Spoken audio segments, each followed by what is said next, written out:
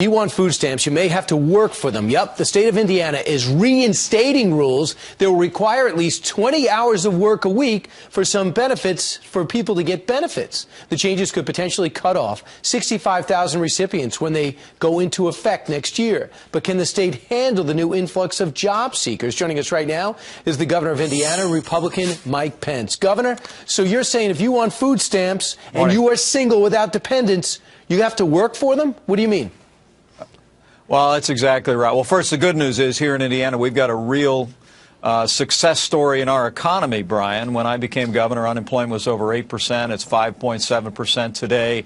We've seen our labor force grow by 50,000, and we just thought it was very important to go back to a core principle of welfare reform in the 1990s and say that for able-bodied adults without dependents to receive food stamps, that they have to be working at least 20 hours a week or participating for 20 hours a week in one of our job training programs here in the state of Indiana. We want people working or training for work or looking for work to be eligible for these food stamps. And the good news is there's lots of jobs available in Indiana, and we're just very anxious to make sure that able-bodied adults find a pathway into being able to stand on their own 2 feet. And how do you feel about people who say, well, you're targeting poor people? Don't they have it bad enough? Now they got to go out and do service just to get things that they pay when they were working taxes into the state for?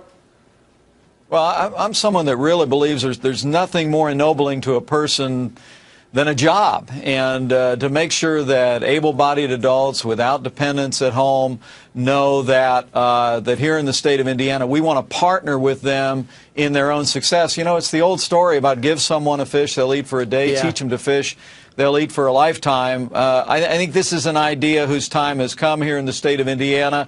And again, I would say to you, Brian, you know, many of your viewers would know this was part of welfare reform back in the 1990s. It's in the law today for food stamps. And but many states, including Indiana, waived this requirement during the Great Recession in 2009. But with a growing economy here in the Hoosier State, we believe the time has come to reinstitute for able-bodied adults without dependents this requirement that they're either working or they're in job training. We think that's great for them, and we think obviously it's a great foundation for a growing Indiana economy. You know, Governor Mitch Daniels also was very popular in Indiana, and he was doing so well, people pushed him to run for president. He pushed back.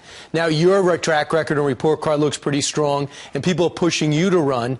When will you decide if that's something you want to do?